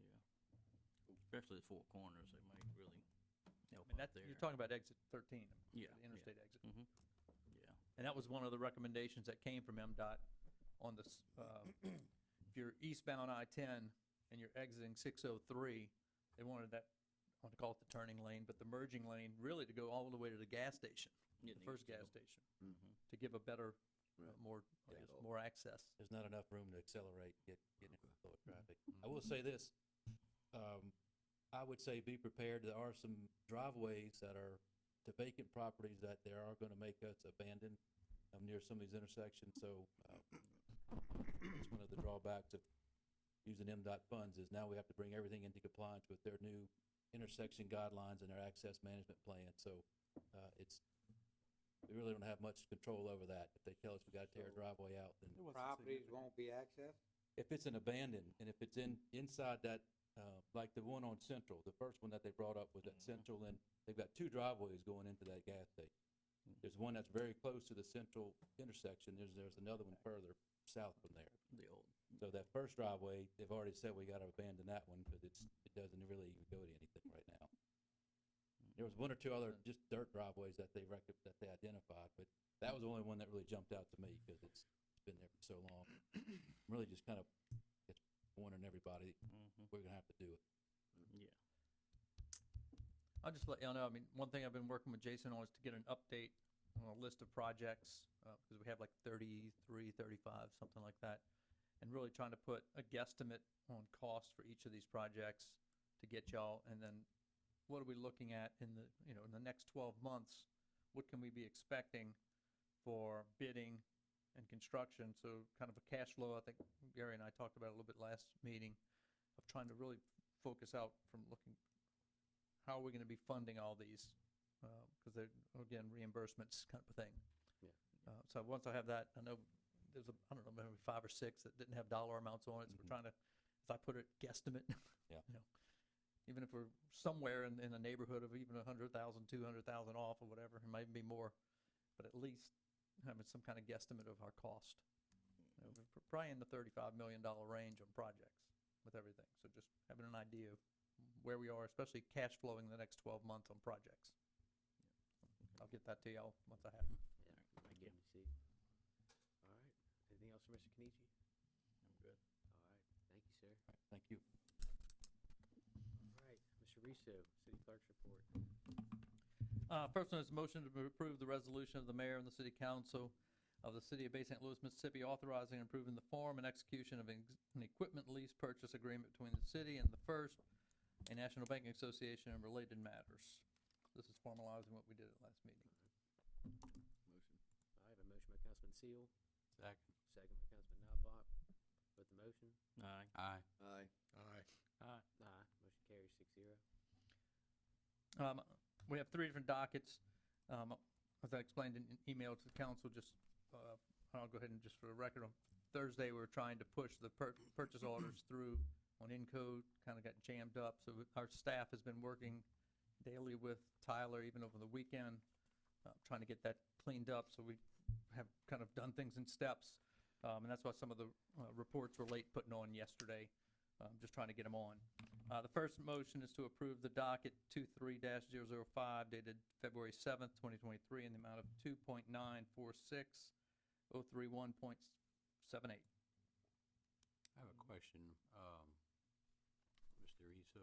Yes, sir. On the Fund 401 utility meter deposit, $101,990.73. What's that?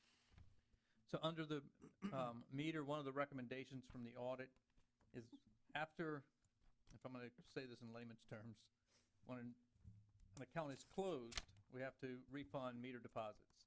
But if there's a balance due, let's say it's $50 and the deposit was $100, they'll take that $50 from the deposit and then refund the net.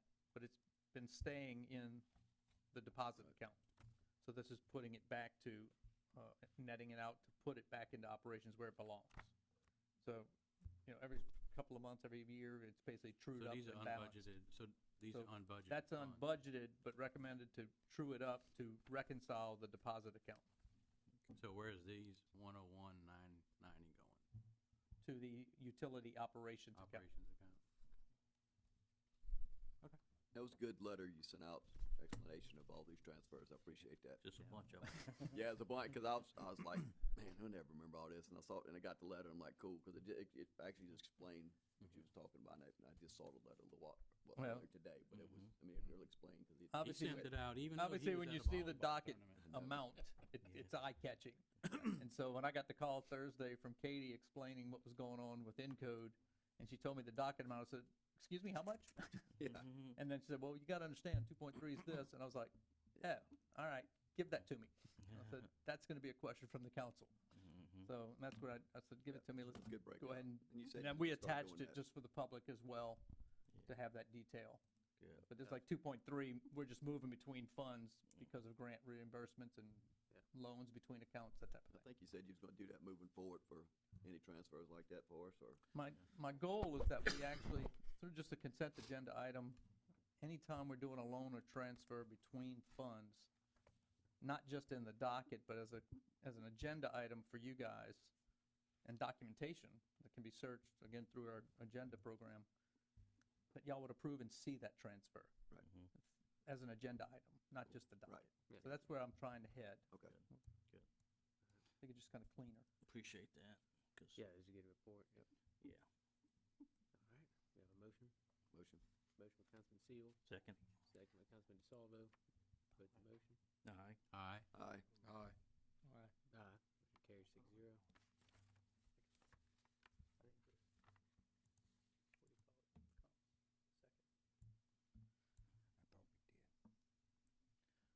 Second, motion to approve the Bay St. Louis docket of claims 23-006 dated February 7th, 2023, in the amount of $120,643.82.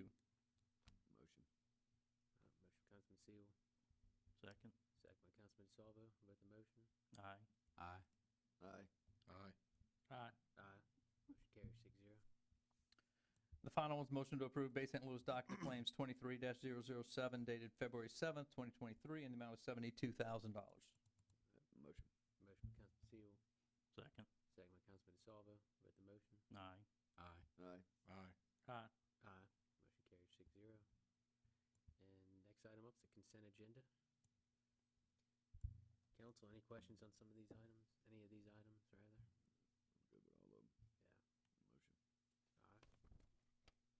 Second. So we have a motion by Councilman Seal, second by Councilman Hoffman. Vote the motion. Aye. Aye. Aye. Aye. Aye. Aye. Motion carries 6-0. All right. Minutes approval for City Council, second regular meeting, January 17th, 2023. Come on, Snappy. Motion approved with no changes. Getting good at this. Got a motion by Councilman Do you have Seal. Do you have anything? Got a second?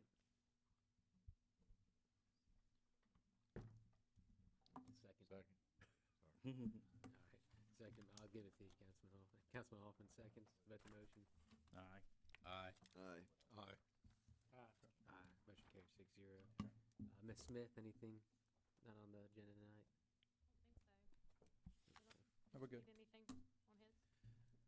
No, there'll be on the next agenda, we'll, I've kind of teetered up, but possible motorcycle, but we're waiting to get a second quote. We're not there yet. We got a second quote, just not on email. It's an email, so.